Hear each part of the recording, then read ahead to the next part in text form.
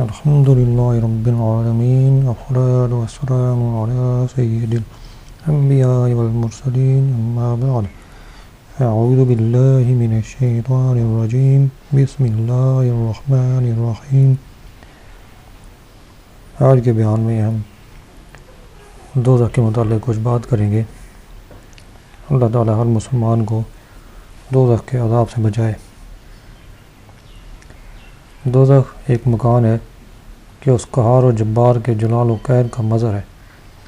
جس طرح اس کی رحمت و نعمت کی انتہا نہیں کہ انسانی خیالات و تصورات جہاں تک پہنچے وہ ایک شمع ہے اس کی بے شمار نعمتوں سے، اسی طرح اس کے غضب و قہر کی بھی کوئی حد نہیں کہ وہ تکلیف و اذیت کے ادراک کی جائے کسی کے ذہن میں آ سکے۔ ایک ادنا حصہ ہے اس کے بے انتہا عذاب کا۔ قرآن مجید اور احادیث میں جو اس کی سختیاں مذکور ہیں ان میں سے کچھ اجمالاً بیان کرتے ہیں کہ مسلمان دیکھیں اور اس سے پناہ مانگیں اور ان اعمال سے بچیں جن کی جزا جہنم ہے۔ حدیث پاک میں ہے کہ جو بندہ جہنم سے پناہ مانگتا ہے، جہنم کہتا ہے اے رب یہ مجھ سے پناہ مانگتا ہے تو اس کو پناہ دے۔ قرآن مجید میں بکثرت ارشاد ہوا کہ جہنم سے بچو، دوزخ سے ڈرو۔ ہمارے آقا و مولا صلی اللہ علیہ وسلم ہم کو سکھانے کے لیے کثرت کے ساتھ اس سے پناہ مانگتے۔ جہنم کے شرارے اونچے اونچے محلوں ان کے برابر اڑیں گے، گویا زرد اونٹوں کی قطار کے پہم آتے رہیں گے۔ آدمی اور پتھر اس کا ایندھن ہے۔ یہ جو دنیا کی آگ ہے اس آگ کے 70 جزوں میں سے ایک جز ہے۔ جس کو سب سے کم درجہ کا عذاب ہوگا اسے آگ کی جوتیاں پہنا دی جائیں گی جس سے اس کو دماغ ایسے کھولے گا جیسے تانبے کی پتیلی کھولتی ہے۔ وہ سمجھے گا کہ سب سے زیادہ عذاب اس پر ہو رہا ہے، حالانکہ اس پر سب سے ہلکا ہوگا، سب سے ہلکے درجے کا جس پر عذاب ہوگا اس سے اللہ پوچھے گا کہ اگر ساری زمین تیری ہو جائے تو کیا اس عذاب سے بچنے کے لیے تو یہ سب فدیہ میں دے دے گا؟ عرض کرے گا ہاں۔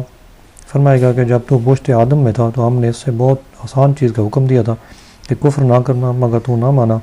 جہنم کی آگ 1000 برس تک دھونکائی گئی یہاں تک کہ سرخ ہو گئی، پھر 1000 برس اور اس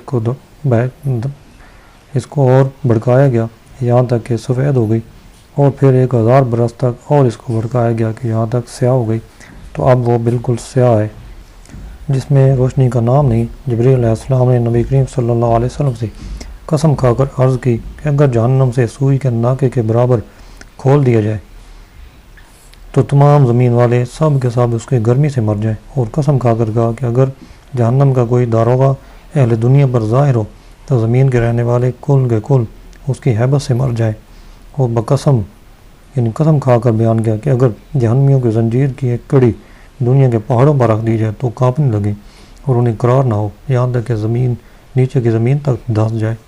یہ دنیا کی آگ جس کی گرمی اور تیزی سے کون واقف نہیں کہ بعض موسم میں تو گرمیوں کے موسم میں خاص طور پہ اس کے قریب جانا مشکل ہوتا ہے، پھر بھی یہ آگ خدا سے دعا کرتی ہے کہ اسے جہنم میں پھر نہ لے جائے، مگر تعجب ہے انسان سے کہ جہنم میں جانے کا کام کرتا ہے اور اس آگ سے نہیں ڈرتا جس سے آگ بھی ڈرتی اور پناہ مانگتی ہے۔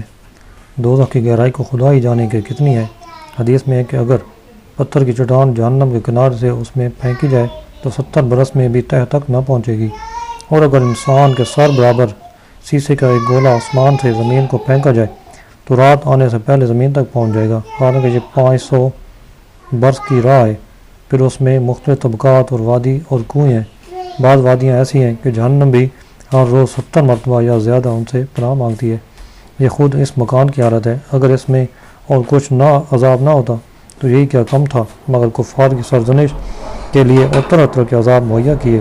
لوہے کے ایسے بھاری گرزوں سے فرشتے ماریں گے کہ اگر کوئی گرز زمین پر رکھ دیا جائے تو تمام جن و انس جمع ہو کر اس کو اٹھا نہیں سکتے۔ بختی اونٹ جو کہ سب سے بڑا ہوتا ہے اس کی گردن کے برابر، بچھو اور اللہ جانے کس قدر بڑے سانپ کہ اگر ایک مرتبہ کاٹ لیں تو اس کی سوزش، درد، بے چینی 1000 برس تک رہے۔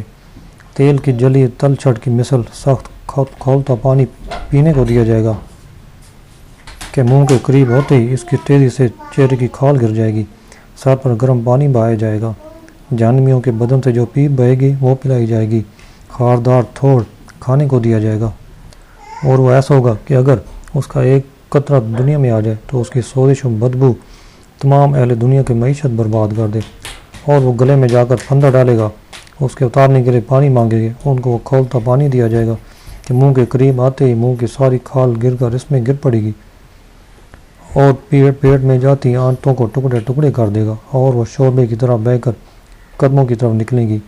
پیاس اس بلا کی ہوگی کہ اس پانی پر ایسے گریں گے جیسے تونس کے مارے ہوئے اونٹ۔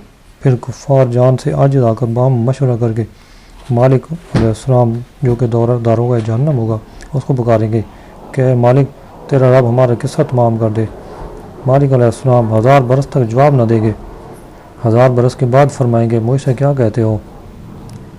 اس سے کہو جس کی نافرمانی کی ہے 1000 برس تک اللہ رب العزت کو اس کی رحمت کے ناموں سے پکاریں گے، وہ 1000 برس تک جواب نہ دے گا۔ اس کے بعد فرمائے گا تو یہ فرمائے گا دور ہو جاؤ، جہنم میں پڑے رہو، مجھ سے بات نہ کرو۔ اس وقت کفار ہر قسم کی خیر سے نا امید ہو جائیں گے اور گدے کی آواز کی طرح چلا کر روئیں گے۔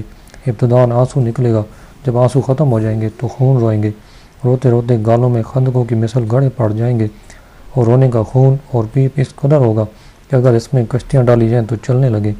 جہنمیوں کی شکلیں ایسی کری ہوں گی کہ اگر دنیا میں کوئی جہنمی اسی صورت پر لایا جائے تو تمام لوگ اس کی بدصورتی اور بدبو کی وجہ سے مر جائیں، اور جسم ان کا ایسا بڑا کر دیا جائے گا کہ ایک شانہ سے دوسرے تک تیز سوار کے لیے 3 دن کی راہ ہوگی۔ ایک داڑھ اور پہاڑ کے برابر ہوگی، کھال کی موٹائی 42 ذراع کی ہوگی، زبان 1 کوس 2 کوس تک منہ سے باہر گھسٹتی ہوگی کہ لوگ اس کو روندیں گے۔ بیٹھنے کی جگہ اتنی ہوگی جیسے مکہ سے مدینہ تک، اور وہ جہنم میں منہ سکوڑے ہوں گے، اور اوپر کا ہونٹ سمٹ کر بیچ سر کو پہنچ جائے گا، اور نیچے کا لٹک کر ناف کو آیا لگے گا۔ ان مضامین سے معلوم ہوتا ہے کہ کفار کی شکل جہنم میں انسانی شکل نہ ہوگی، کہ یہ شکل احسن تقویم ہے، اور یہ اللہ کو محبوب ہے کہ اس کے محبوب کی شکل سے مشابہ ہے، بلکہ جہنمیوں کا وہ اولیاء ہے جو کہ اب مذکور ہو چکا ہے۔ پھر آخر میں کفار کے لیے یہ ہوگا کہ اس کے قد برابر آگ کے صندوق میں اسے بند کریں گے، پھر اس میں آگ بھڑکائیں گے اور آگ کا کفر لگا دیا جائے گا، پھر یہ صندوق آگ کے دوسرے صندوق میں رکھا جائے گا اور ان دونوں کے درمیان آگ جلائی جائے گی اور اس میں بھی آگ کا کفر لگا دیا جائے گا، پھر اسی طرح اس کو ایک اور صندوق میں رکھ کر اور آگ کا کفر لگا کر آگ میں ڈال دیا جائے گا۔ اب ہر کافر یہ سمجھے گا کہ اس کے سوا اب کوئی آگ میں نہ رہا، اور یہ عذاب بالائے عذاب ہے، اور اب ہمیشہ اس کے لیے عذاب ہے۔ جب سب جنتی جنت میں داخل ہوں گے اور جہنم میں صرف وہی رہ جائیں گے جن کو ہمیشہ کے لیے اس میں رہنا ہے، اس وقت جنت اور دوزخ کے درمیان موت کو مینڈے کی طرح لا کھڑا کریں گے۔ پھر منادی جنت والوں کو پکارے گا، وہ ڈرتے ہوئے جھانکیں گے کہ کہیں ایسا نہ ہو یہاں سے نکلنے کا حکم ہو۔ پھر جہنمیوں کو پکارے گا، وہ خوش ہوتے ہوئے جھانکیں گے کہ شاید اس مصیبت سے رہائی ہو جائے۔ پھر ان سب سے پوچھے گا کہ اسے پہچانتے ہو؟ سب کہیں گے ہاں یہ موت ہے، وہ ذبح کر دی جائے گی، اور کہے گا اے اہل جنت ہمیشگی ہے، اب مرنا نہیں، اور اہل جہنم ہمیشگی ہے، اب موت نہیں۔ اس وقت ان کے لیے خوشی بر خوشی ہے اور ان جہنم والوں کے لیے غم بالائے غم۔